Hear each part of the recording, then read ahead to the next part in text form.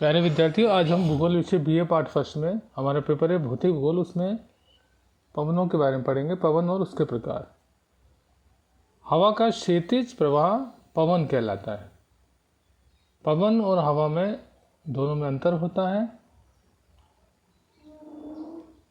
पवन natural रूप से वायुदाब में अंतर के कारण प्रभावित होती है। ये उच्च वायुदाब से निम्न वायुदाब की ओर प्रभावित होती है।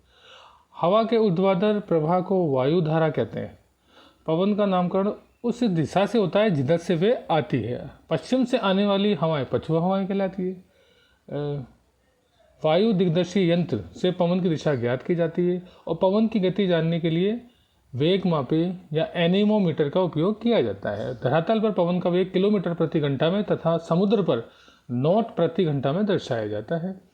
घूमती हुई पृथ्वी का प्रभाव पवनों की दिशा पर पड़ता है। इसे फेरल का नियम कहा जाता है। इसके अनुसार घूर्णन करती हुई पृथ्वी पर सभी स्वतंत्रपूर्वक गतिमान वस्तुएं उत्तरी गोलार्ध में अपने दाहिनी ओर और दक्षिणी गोलार्ध में अपने बाईं ओर विस्थापित हो जाती है।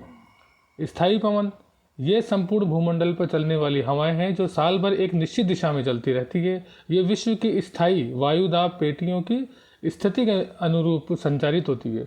इन्हें प्राथमिक अथवा ग्रहीय या स्थायी पवनें कहते हैं। इन स्थायी पवनों में व्यापारिक, पछुआ व ध्रुवीय पवनें शामिल है, जैसा कि आपको चित्र में भी दिखाई दे रहा है। व्यापारिक पवनें ये पवनें उपोष्ण उच्च वायुदाब पेटी से भूमध्य रेखीय निम्न वायुदाब पेटी की ओर प्रभावित होती है। इनका प्रवाह क्षेत्र दोनों गोलार्धों में 5 डिग्री से 30 डिग्री अक्षांशों के बीच मिलता है। दोनों गोलार्धों की व्यापारिक हवाएं भूमध्य रेखा के समीप जहां में मिलती हैं उसे ITCZ कहते हैं, इंटर ट्रॉपिकल कन्वर्जन जोन, अंतर उष्णकटिबंधीय अभिसरण क्षेत्र। उत्तरी गोलार्ध में ये उत्तर पूर्वी तथा दक्षिणी गोलार्ध में दक्षिण पूर्वी दिशा में से चलती है। पछुआ पवनें ये पवनें उपोष्ण कटिबंधीय उच्च वायुदाब से उपध्रुवीय निम्न वायुदाब पेटी की ओर प्रभावित होती है। ये दोनों गोलार्धों में 35 डिग्री से 60 डिग्री अक्षांशों के मध्य चलती है।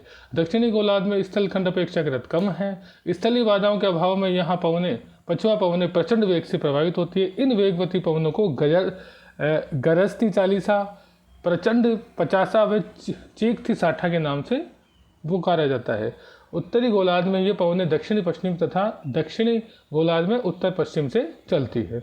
ध्रुवीय पवनें ध्रुवीय उच्च वायुदाब पेटी से उप ध्रुवीय निम्न वायुदाब पेटी की ओर बहने वाली हवाएं ध्रुवीय पवनों के नाम से जानी जाती है। उत्तरी गोलार्ध में ये पवनें उत्तर पूर्व तथा दक्षिण गोलार्ध में दक्षिण पूर्व से चलती है।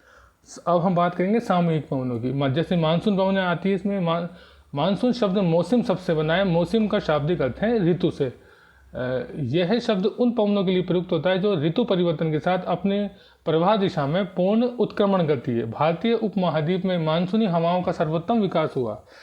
ग्रीष्म ऋतु में एशिया भूखंड तप्त हो जाता है और उत्तर पश्चिमी भारत में निम्न वायुदाब क्षेत्र निर्मित हो जाता है। हिंद महासागर पर स्थित उच्च वायुदाब क्षेत्र से हवाएं न्यून वायुदाब केंद्र की ओर बढ़ती है। भूमध्य रेखा के दक्षिण में इन हवाओं की दिशा दक्षिण पूर्व होती है, लेकिन जैसे ही ये उत्तरी गोलार्ध में प्रवेश करती है, फेरल के नियम के अनुसार इनकी दाईं ओर विस्थापित होने से दक्षिणी पश्चिम हो जाती है। ये पवनें भारतीय उपमहाद्वीप पर भारी वर्षा करती है। सर्दियों में उत्तर पश्चिमी भारत में उच्च वायुदाब क्षेत्र व हिंद महासागर में न्यून वायुदाब केंद्र बन जाते हैं। अब मानसूनी पवनों की दिशा भारतीय महाद्वीप से महासागर की ओर होती है, इसलिए ये सामान्यतः वर्षा नहीं कर पाती। इसे शीतकालीन मानसून कहा जाता है।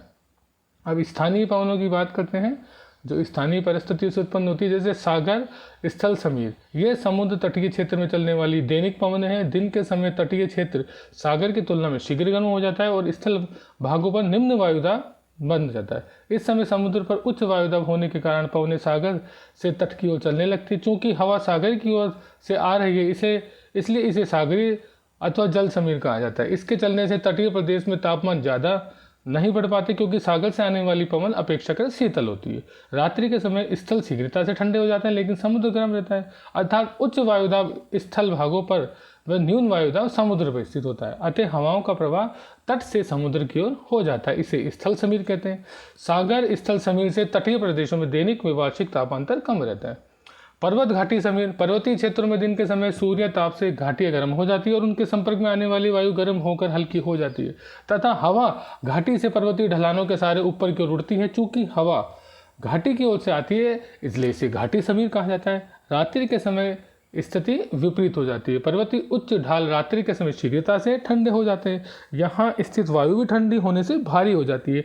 शीतल पवनें ढलानों के सारे घाटी से में नीचे की ओर उतरती है। इन्हें पर्वतीय समीर के नाम से जाना जाता है।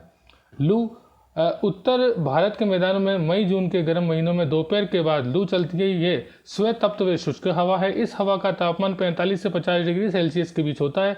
इसके झुलसाने वाले प्रभाव से अनेक लोग बीमार हो जाते हैं। काल वैसाखी उत्तरी भारत के मैदानों में अप्रैल से जून में आने वाली आंधियाँ जो प्राय धूल भरी होती है, काल वैसाखी के नाम से जानी जाती है। ये गरज चमक के साथ वर्षा प्रदान करती है। आसाम में चाय की फसल के लिए ये वर्षा अत्यधिक लाभकारी होती है। चिनूक यह एक शुष्क व गर्म हवा है जो संयुक्त राज्य अमेरिका व कनाडा के मौसम को प्रभावित करती है। बसंत ऋतु में यह स्थानीय पवन रॉकी पर्वत को पार कर प्रेरी घास के मैदानों में प्रवेश करती है और कुछ ही घंटों में 15 से 20 डिग्री सेल्सियस तापमान बढ़ जाता है। इस कारण धरातल पर जमी हुई बर्फ की परत तेजी से पिघलती है। बर्फ पिघलने के साथ ही गेहूं की बुआई प्रारंभ हो जाती है। रेड इंडियंस द्वारा बोली जाने वाली भाषा में चिनूक का अर्थ होता है एक हिमभक्षी फौन। चिनूक की तरह यह भी एक गर्म व शुष्क हवा है जो शीत ऋतु में आल्प्स पर्वत को पार कर यूरोप में राहत प्रदान करती है। इसके आगमन से तापमान 10 डिग्री सेल्सियस तक बढ़ जाता है और अंगूर की फसल को पकड़ने में मदद मिलती है। अगली है हरमटन। ये उत्तर पश्चिमी अफ्रीका में चलने वाली ये नम व धूल भरी हवा है, पवन है। इस पूर्वी हवा के आगमन से भीषण गर्मी में राहत मिलती है। इसे स्थानीय लोग डॉक्टर भी कहते हैं। धन्यवाद। आज इतना ही पढ़ेंगे।